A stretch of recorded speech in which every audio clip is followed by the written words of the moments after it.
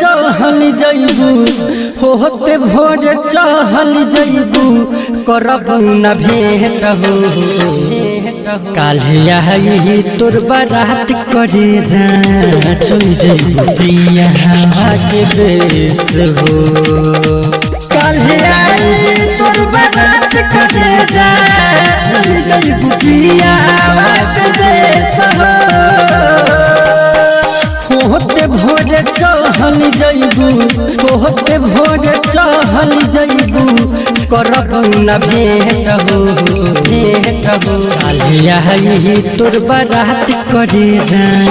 चल जइबू पिया के देश हो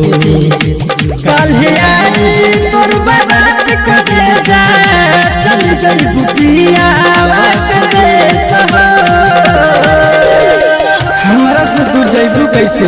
हमरा बिना रह पैबू कैसे हम तो तहरा सास में बसी सास के रोक पैबू कैसे बतावा हे जा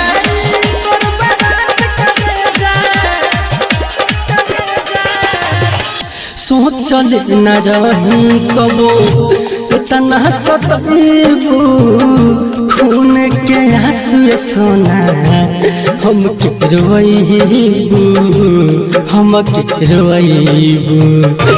ले जा कहे से कहलू हो बतावा सोचल न रही कबो इतना सतबू खून के आंसू करे जा हम के रोइबू हम के रोइबू हम के जा हाँ हाँ दिल मोहरा तोड़ दिहलू दिल मोहरा तोड़ दिहलू कुहकता करे जहो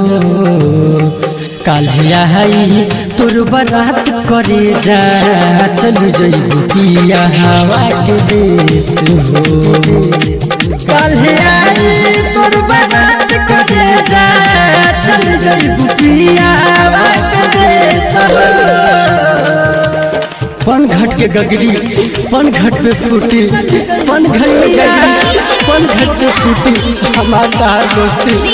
वाला के बाद छूटी वाला के बाद छूटी हो घर तू बसवलू अपन हमर घर उजाड़ के चंदन अभिनाश के जिंदगी रख दिलू बिगाड़ के रख दिलू बिगाड़ के हे जा तू ठीक ना कही हो करे जा घर तू बसवलू अपन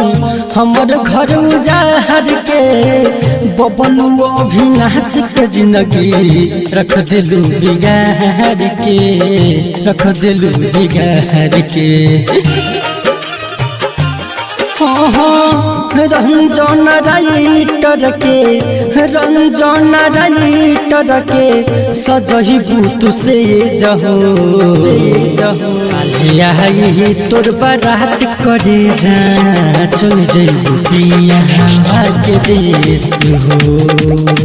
काल्हे आई तोर बारात करे जा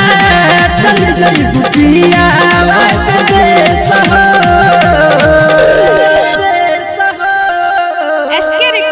studio Delhi Chhatarpur mobile number 9910 2777 39।